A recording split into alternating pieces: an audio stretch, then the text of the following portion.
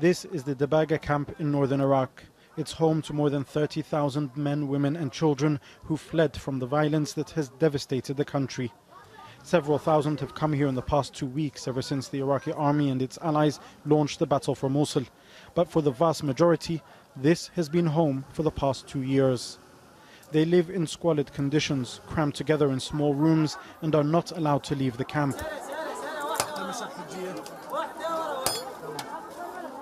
They depend on handouts for food and have no way of making a living. The UN World Food Programme is leading the aid operation here.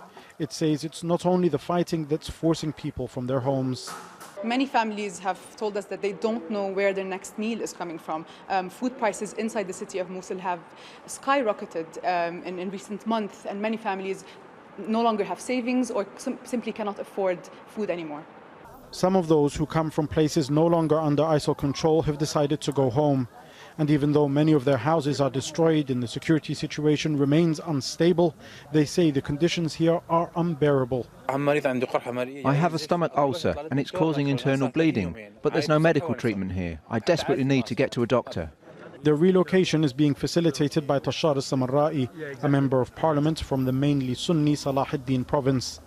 He says there are sinister attempts to prevent IDPs from returning to their homes.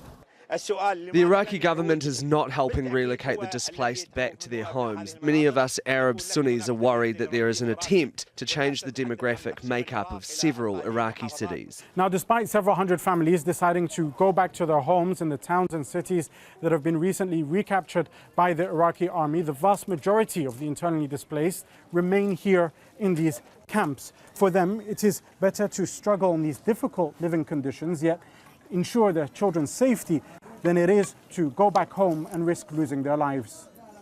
Zahra ad-Din is from Salah ad-Din province. She has 3 kids and has been homeless for 2 years now. She says she's too scared to go back home.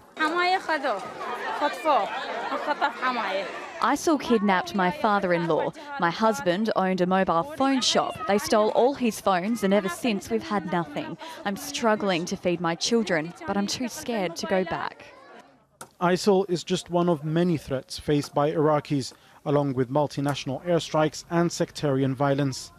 ISIL's days in Mosul may be numbered, but the future remains bleak for Iraq's most vulnerable. Jamal Elshayyal, Al Jazeera, Debaga IDP camp, northern Iraq.